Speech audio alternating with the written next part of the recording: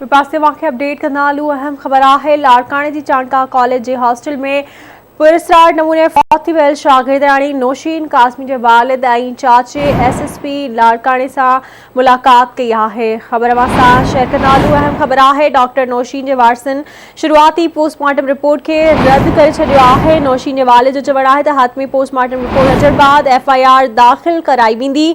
संदसि न्याणी आपघात नथी करे सघे। तफ़सील मालूम कंदासीं लाड़कानो मां रशीद समूह खां। जी रशीद अपडेट कजो। जी बिल्कुल, चाणका मेडिकल कॉलेज में दादू वासन फोर्थ ईयर की शागिर्दाणी डॉक्टर नौशीन कासमी के संदसि रूम में पाउल लगल जो लाश हथ अचण वारो वाक़े खां पोइ डॉक्टर नौशीन जो पीउ लाड़काने पहुची SSP इमरान कुरैशी से मुलाकात करे मुलाकात करे पंहिंजे ख़दशनि बाबति आगाह कयो आहे ऐं उन खां पोइ उनजे वालिद हिदायतुल्लाह शाह मीडिया से ॻाल्हाईंदे चयो आहे त डॉक्टर नौशीन जो पीउ आहे हिदायतुल्लाह शाह उनजो चवण है धीउ के मामले से अज मुझे SSP से मुलाकात थी है पर जांच टीम के घुर्जे त वाक़े जा कारण मालूम करे वो कहिड़ो कारण हो मुझी धीउ छो अहिड़ो कदम कयो ऐं उनजो वधीक चवण त छाकाणि त घरां अचण दौरान मुझे धीउ ॾाढी ख़ुशि हुई ऐं हिन चयो त असां हॉस्पिटल जो दौरो कयो जिते असां ॾिठो त मुंहिंजी धीउ जा पेर बिल्कुल टेबल सां मिलियल हुया। ख़ुदकुशीअ में पेरनि में जेको आहे विथी हुजणु लाज़मी हुजे थी पर उनजी जेको पेरनि में का बि विथी न हुई ऐं ॿियो त जेको पनो मिलियो आहे उनजे अखरनि जो मुआइनो कयो पियो वञे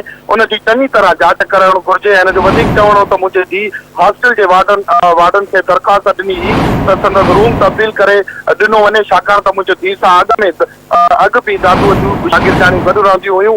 हिन जो चवणो हो हिन पीउ जो त हिन चयो त ॿिए तरफ़ हू बि ॿिए रूम में दादूअ जी शागिर्दाणी सां गॾु रहणु बि चाहे पर तालीम हासिल करे ऐं रूम तब्दील न थियण जे करे मुंहिंजी धीउ परेशान हुई। हिन जो वधीक हुनजे पीउ जो चवणो त असीं पुलिस जी जांच मां मुतमिन आहियूं पर जारी कयल शुरूआती पोस्टमार्टम रिपोर्ट खे रद्द था कयूं। वधीक हुनजो चवणो त जांच टीम धीउ जी मोबाइल तहवील में वठी छॾी आहे। ॾिसनि समेत ॿियूं कुझु मीडिया जूं जेके रिपोर्टूं आहिनि मेडिकल जूं जेके रिपोर्टूं आहिनि उहे रहियल आहिनि जिन जी अचण 15 ऐं 20 जीअं लॻी वेंदा ऐं असांखे जेके ख़दशा आहिनि उहा उन्हनि बाबति SSP खे आगाह कयो आहे छाकाणि त हिन सॼे मामले में इंतिज़ामिया जी न हली आहे। हिन जो चयो हिन जो वधीक नौशीन जे पीउ जो चवणु हो त अहिड़े क़िस्म जा वाक़िया न थियणु घुरिजनि। हिन खां अॻु बि थी चुका आहिनि। असांजी न्याणीअ जो वाक़ियो थियो आहे जेकॾहिं अहिड़ो वाक़िया पेश ईंदा रहिया त पोइ केरु पंहिंजे न्याणियुनि खे पढ़ाईंदो। इंक्वायरीअ जी रिपोर्ट अचण खां बाद ई असां लाइअमल जोड़ींदासीं ऐं यूनिवर्सिटी इंतिज़ामिया ख़िलाफ़ कार्रवाई करणु घुरिजे। हिन जे पीउ जो चवणो